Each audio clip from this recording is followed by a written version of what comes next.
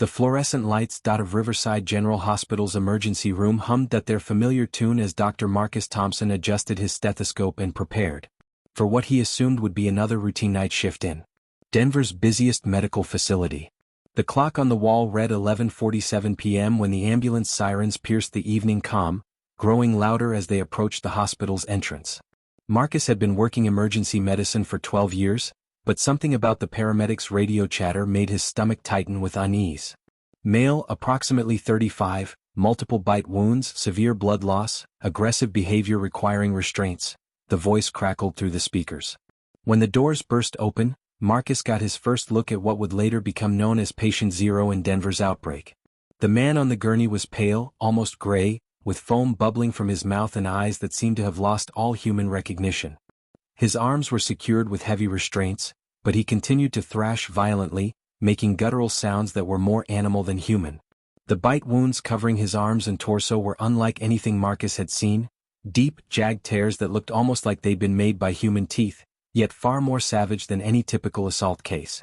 Nurse Rebecca Martinez, a veteran of 15 years who had seen everything from gang violence to industrial accidents, visibly shuddered as she helped transfer the patient to the examination table. "Doctor, his vitals are all over the place," she whispered, her usually steady voice betraying concern. "Blood pressure is dropping fast, but his heart rate is through the roof, and his temperature, it's like he's burning up from the inside." As Marcus began his examination, the patient's struggles intensified, and despite the restraints, he managed to snap his head toward the doctor with such force that Marcus instinctively stepped back.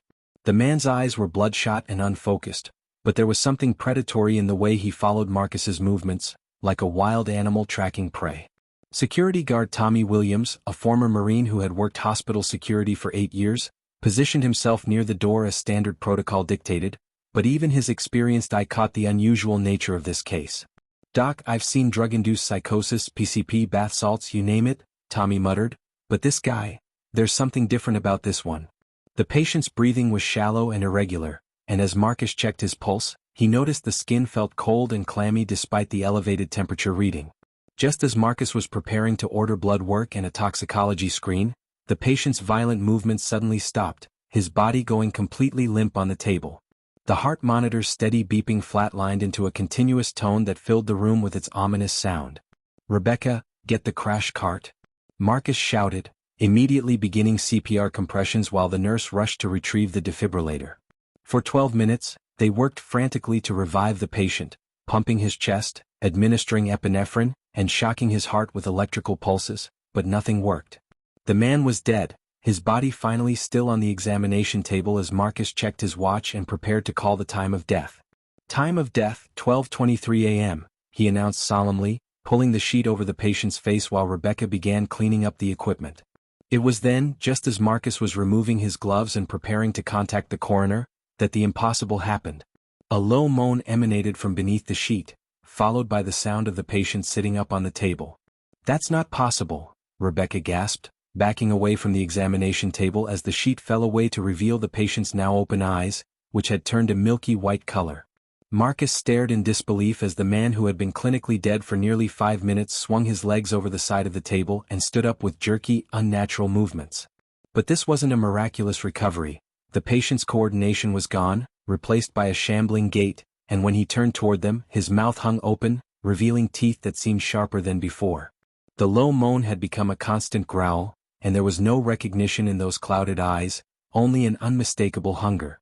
Tommy reached for his radio to call for backup, but before he could speak, the reanimated patient lunged forward with surprising speed, knocking over medical equipment and heading straight for Rebecca.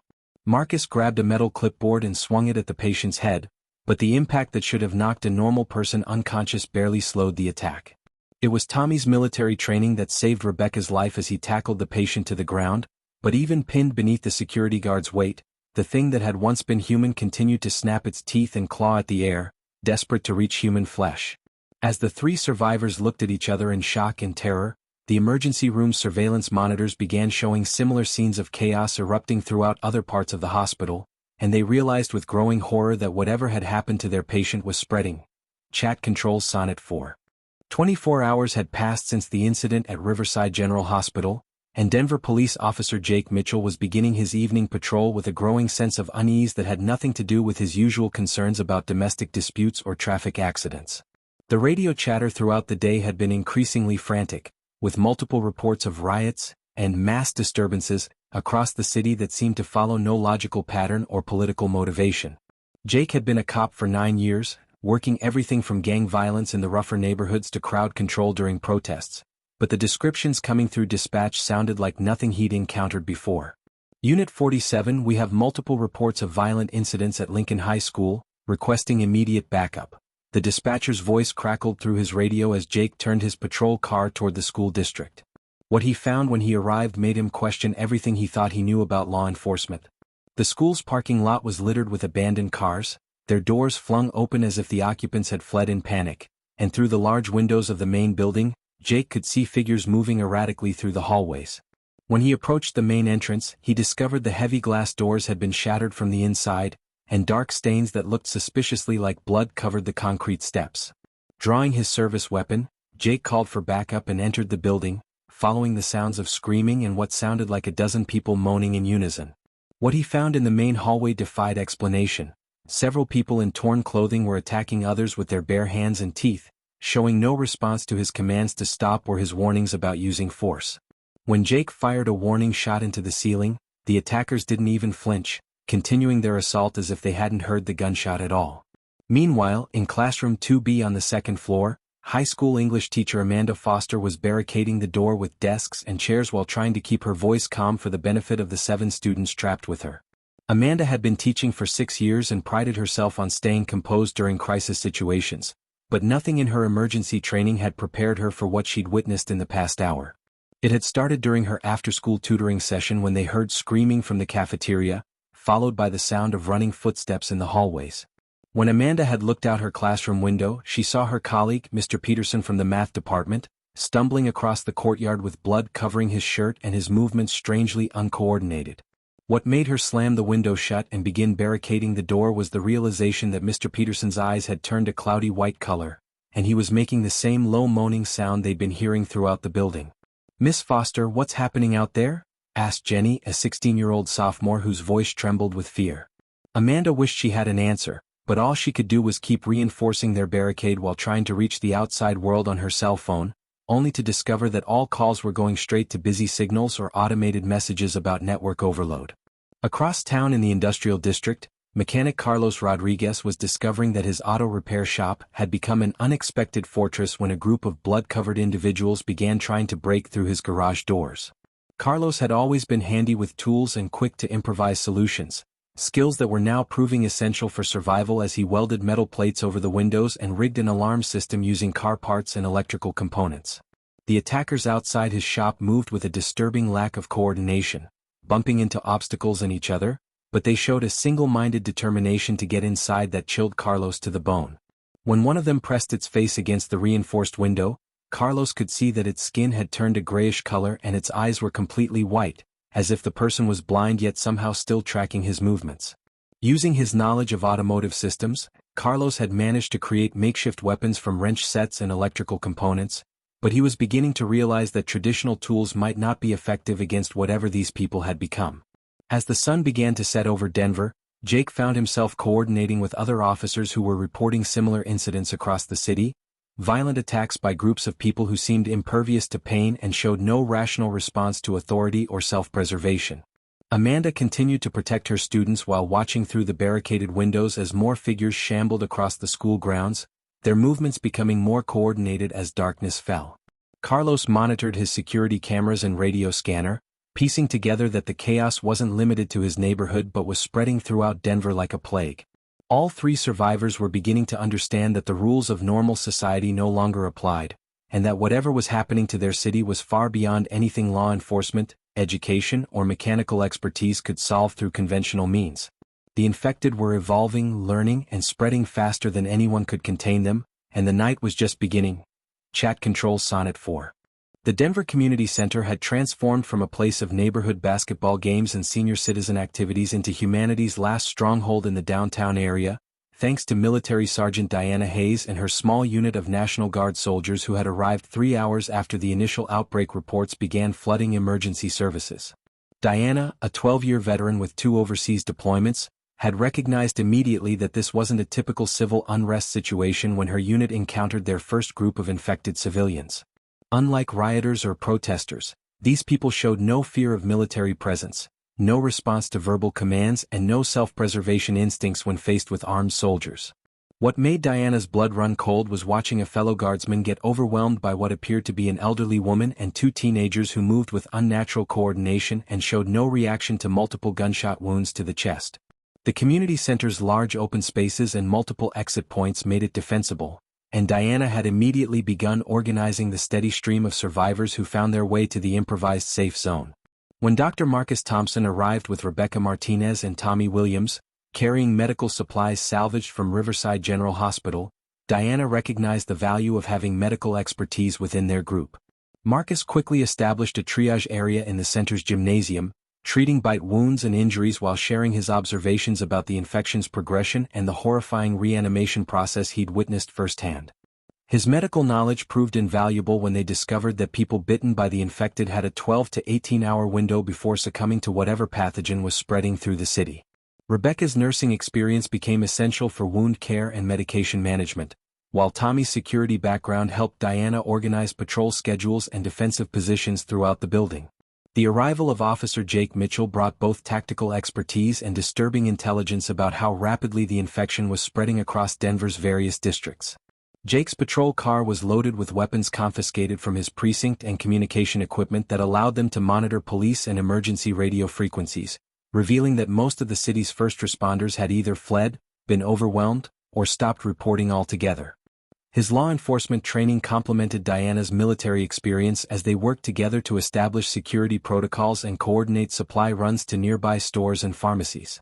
Amanda Foster's arrival with her 7 students added both hope and complexity to the survival group, as protecting children required different strategies and resources than adult survivors.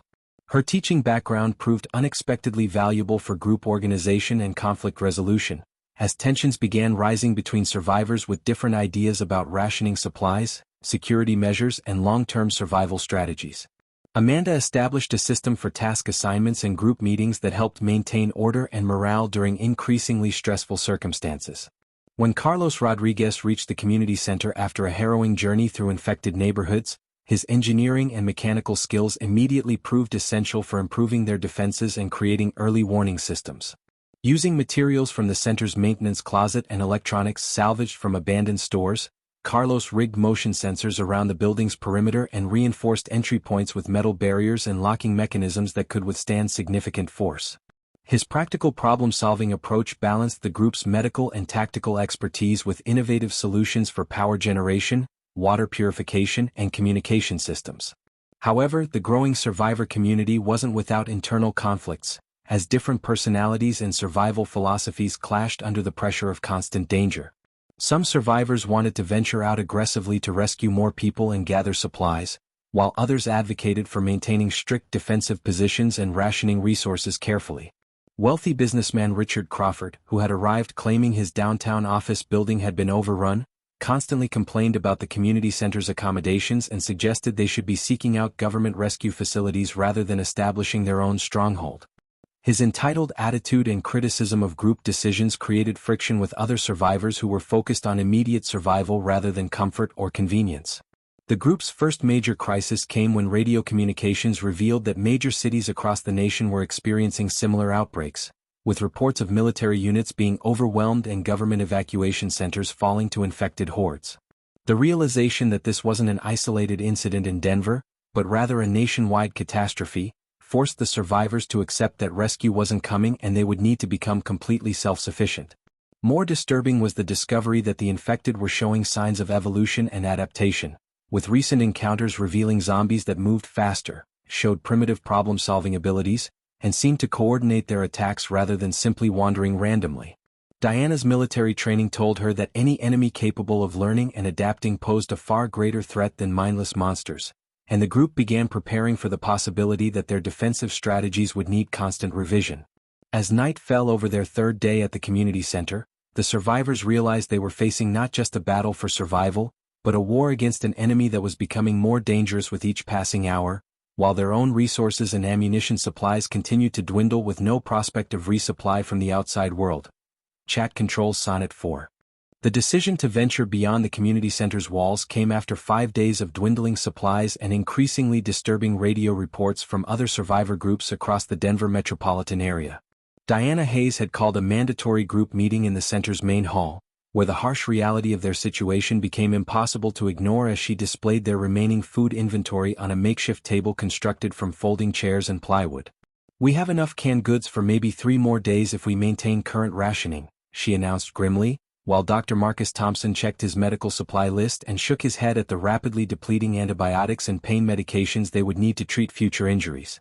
The group's children, led by Amanda Foster students, had been asking increasingly difficult questions about when they could return to their normal lives, and the adults were running out of reassuring answers that didn't involve acknowledging the horrifying truth that their old world might never exist again. Jake Mitchell had been monitoring police frequencies and emergency broadcasts, discovering that most government evacuation centers had either gone silent or were broadcasting automated distress signals indicating they had been overrun by infected populations.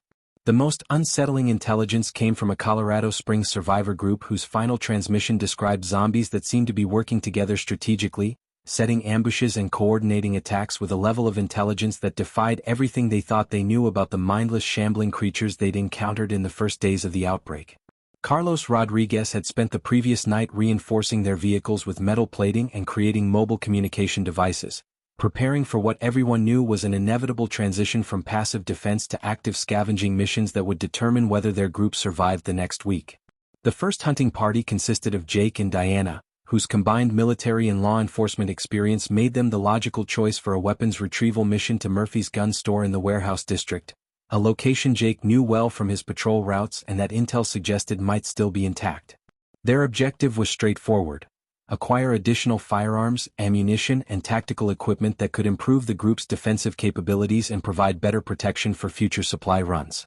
However, as they approached the gun store through abandoned industrial streets littered with overturned vehicles and scattered personal belongings, they discovered that the infected had evolved far beyond their initial observations.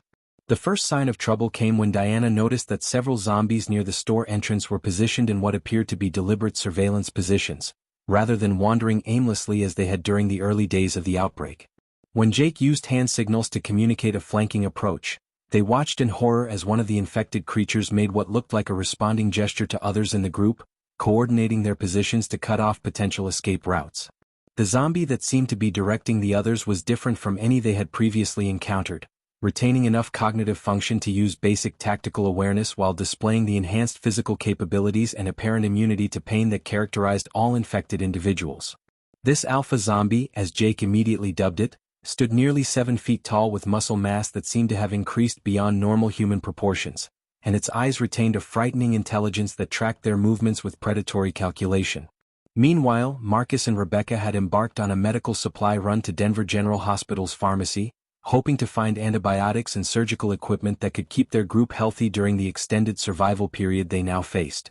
Their mission revealed that the infection was spreading through more than just bite wounds, as they discovered evidence that airborne transmission might be occurring in enclosed spaces where large numbers of infected had congregated for extended periods.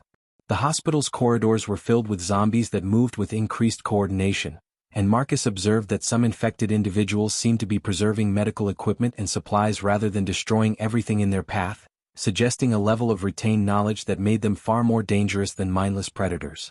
Amanda and Carlos had undertaken the most crucial mission of establishing communication with other survivor groups and gathering food supplies from a chain of grocery stores that Carlos believed might still contain useful resources.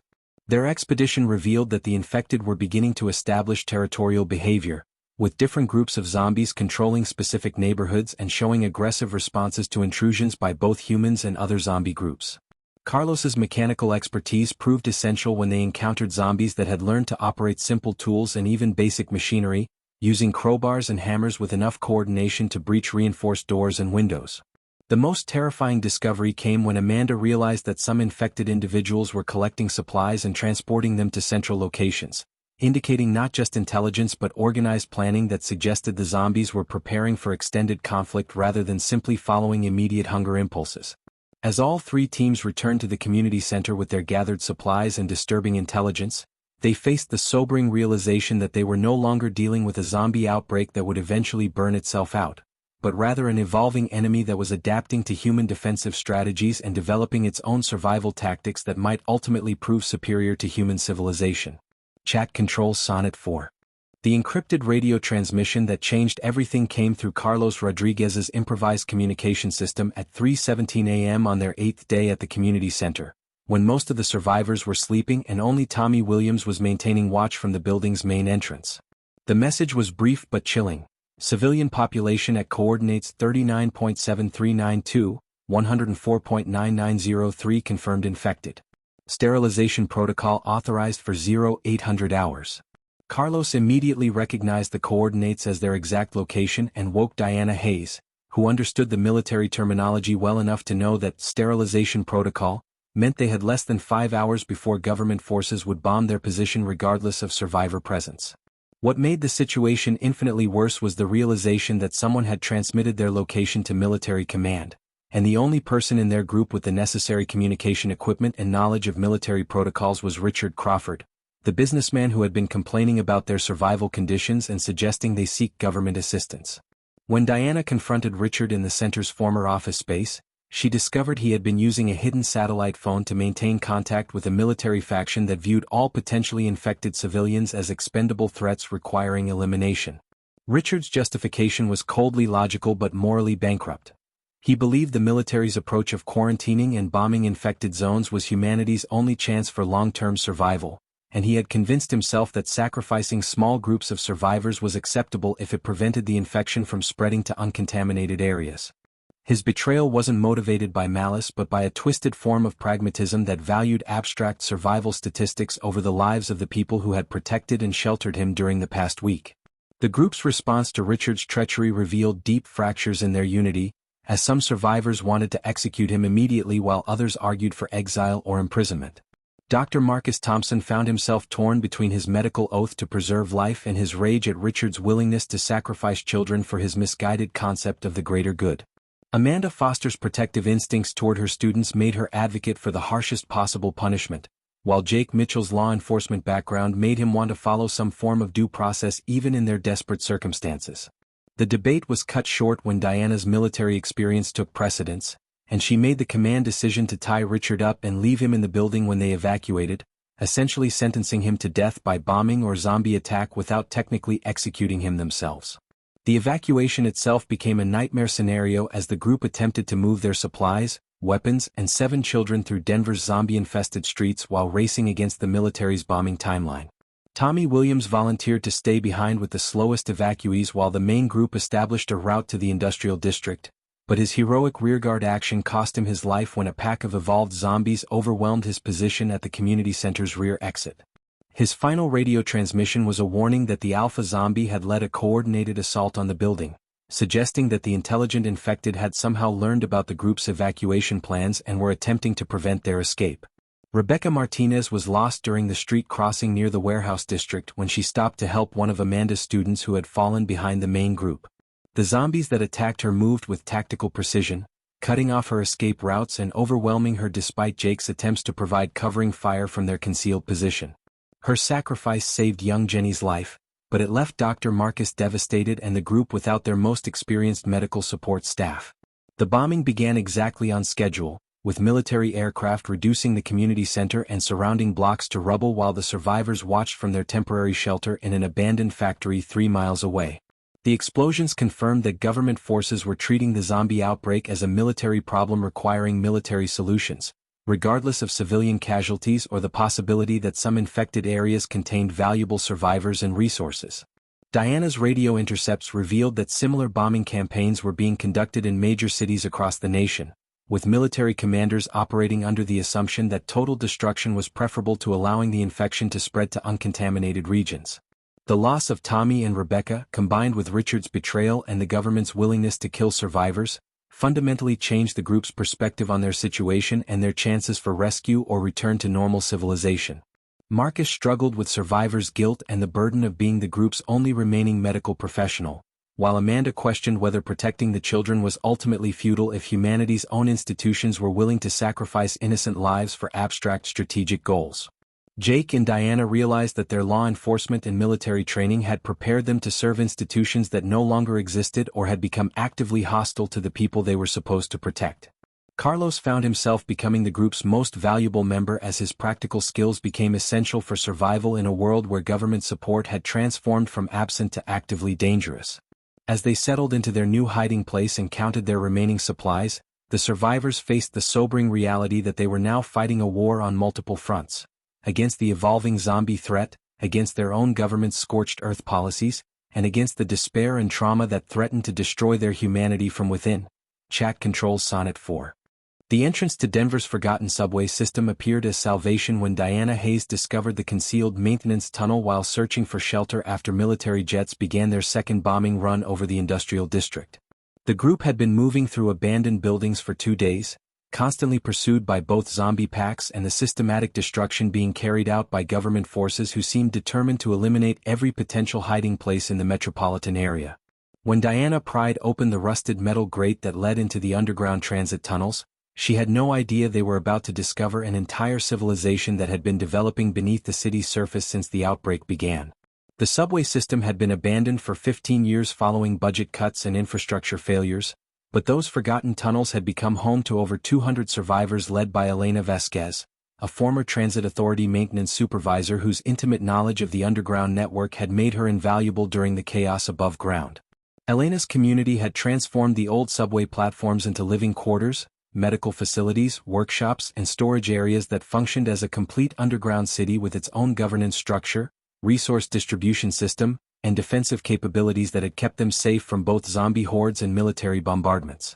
When Marcus Thompson descended into the tunnels carrying their remaining medical supplies and struggling with the trauma of losing Rebecca, he was amazed to discover that Elena's people had established a sophisticated medical center in the former Central Station platform, complete with surgical equipment salvaged from destroyed hospitals and a pharmacy stocked with medications gathered from abandoned drug stores throughout the city.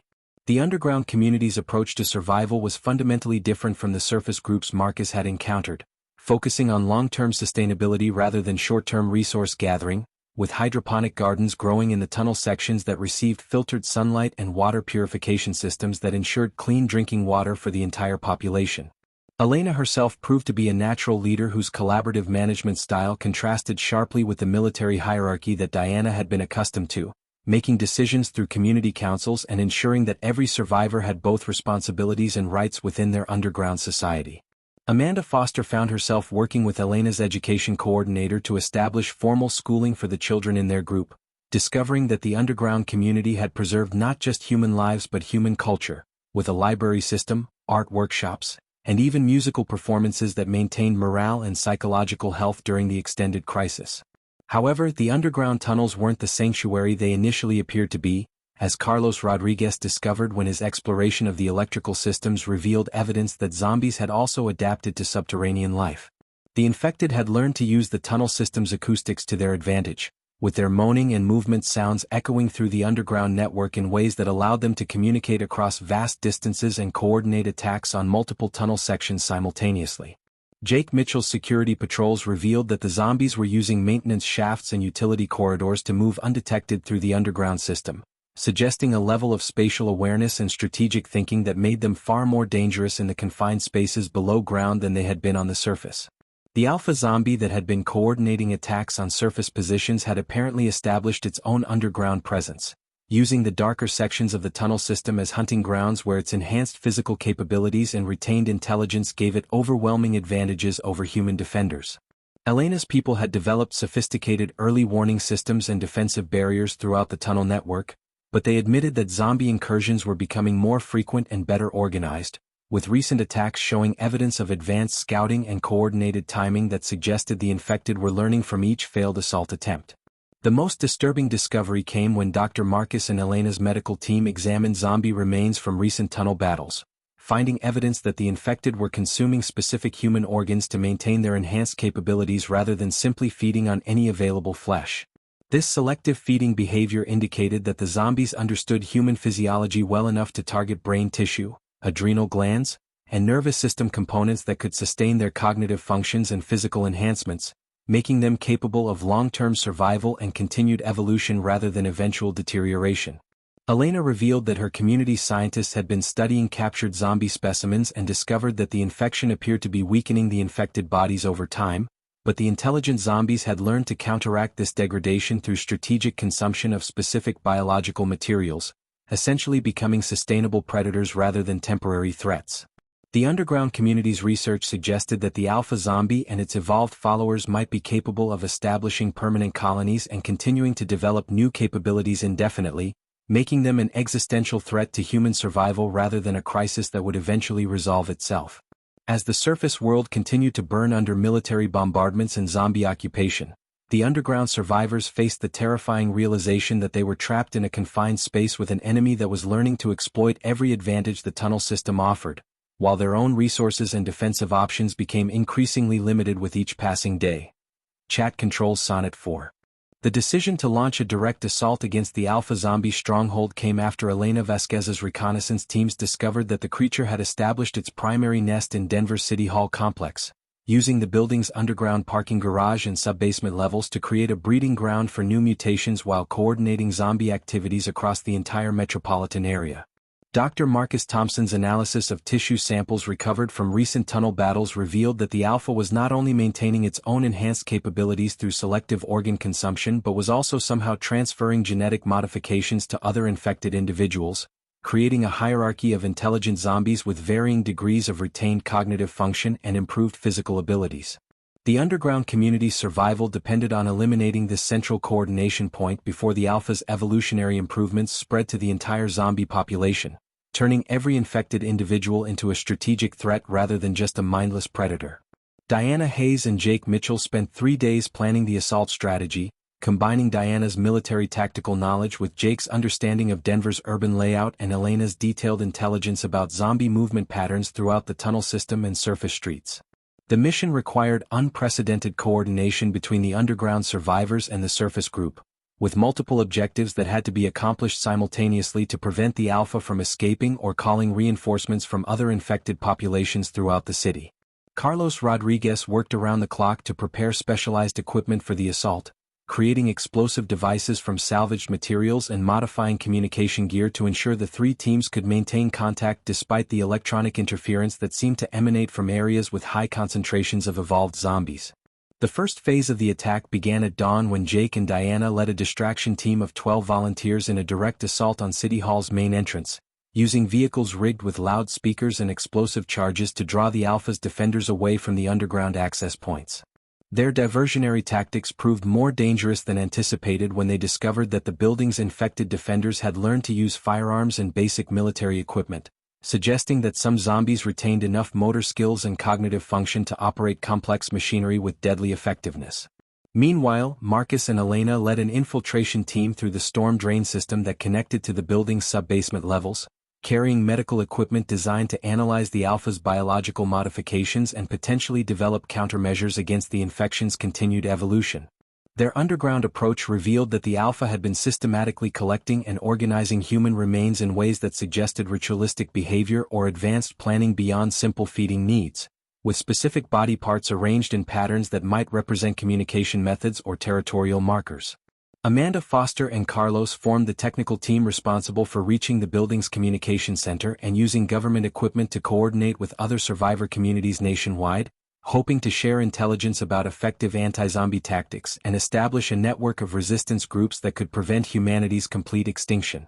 However, their mission became infinitely more complex when they discovered that the Alpha had been using the building's emergency broadcast system to transmit signals that seemed designed to coordinate zombie activities across multiple states, suggesting that the creature's intelligence and planning capabilities extended far beyond local territorial control. The assault quickly revealed that the Alpha Zombie had been anticipating human retaliation and had prepared defensive measures that demonstrated military-level strategic thinking, including trapped corridors, coordinated ambush points, and what appeared to be deliberately placed explosive devices that could collapse entire sections of the building. When the infiltration team finally reached the main nest area in the sub-basement, They found a horrifying tableau of human remains organized into complex patterns surrounding a central chamber where the Alpha had been conducting what could only be described as experiments on captured survivors, apparently attempting to understand human biology well enough to create more efficient infection methods. The Alpha itself proved to be even more dangerous than their worst estimates, standing nearly 8 feet tall with muscle mass that had expanded beyond human limitations, retaining full cognitive function while displaying physical capabilities that allowed it to move with supernatural speed and strength through the building's corridors and stairwells. The creature's tactical awareness became evident when it managed to separate the assault teams and eliminate several key volunteers, including Elena's second-in-command and 2 of Diana's most experienced fighters, while using the building's layout to force the survivors into increasingly desperate defensive positions.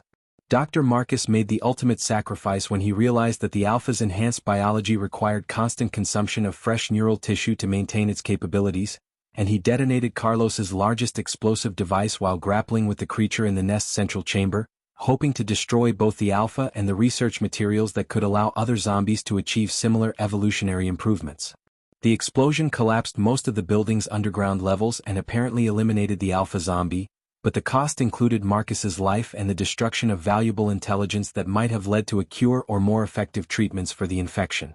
As the surviving assault team members evacuated the collapsing building, they carried with them both the hope that removing the Alpha would disrupt zombie coordination activities and the sobering knowledge that their victory had required the ultimate sacrifice from one of their most valuable and beloved community members. Chat controls Sonnet 4. 6 months after the destruction of City Hall and the Alpha zombies' defeat, the morning sun cast long shadows across the fortified walls of New Haven, the thriving community that had risen from the ashes of Denver's industrial district like a testament to human resilience and determination. Elena Vasquez stood on the observation platform that Carlos Rodriguez had constructed atop the central watchtower, surveying the bustling activity below where nearly 400 survivors from across the Colorado region had found safety, purpose, and hope for the future. The community bore little resemblance to the desperate band of refugees who had huddled in the underground tunnels just months earlier, having evolved into a functioning society with established governance, sustainable agriculture, manufacturing capabilities, and educational systems that proved humanity's ability to rebuild even under the most challenging circumstances. Carlos had transformed the industrial complex into an engineering marvel, using his mechanical expertise and salvaged materials to create renewable energy systems, water purification plants, and automated defense mechanisms that could operate independently of outside resources while maintaining the security necessary to protect their growing population. His workshops had become training centers where survivors learned to repair and modify equipment, create tools and weapons from raw materials, and develop innovative solutions to the unique challenges of post-apocalyptic survival. Amanda Foster's educational initiatives had blossomed into a comprehensive school system that served not just the children who had survived the initial outbreak but also the dozens of young people rescued during subsequent missions to other survivor communities throughout the region. Her classroom in the converted warehouse space buzzed with activity as students learned mathematics, science, literature, and history alongside practical skills like mechanical repair, medical assistance, and agricultural techniques that would serve them throughout their lives in the new world they were building together. The memorial wall that dominated the community center's main hall bore the names of those who had given their lives for New Haven's survival, with Dr. Marcus Thompson's name prominently displayed alongside Tommy Williams, Rebecca Martinez, and the 43 other heroes whose sacrifices had made their current prosperity possible. Diana Hayes had established a military academy where survivors learned tactical skills, weapons training, and coordination techniques that ensured New Haven could defend itself against both zombie threats and hostile human groups that occasionally emerged from the wasteland beyond their territory. Her security forces maintained constant vigilance along the community's perimeter, but their duties had evolved beyond simple defense to include rescue operations, diplomatic missions to other survivor settlements, and exploration expeditions that gathered intelligence about conditions throughout the former United States. Jake Mitchell's law enforcement background had proven invaluable in establishing New Haven's legal system and conflict resolution procedures, creating a framework for justice and community standards that balanced individual freedoms with collective security needs. His patrol units worked closely with Diana's military forces to maintain order and investigate crimes, but their primary focus had shifted toward community service and helping new arrivals integrate into New Haven's social structure.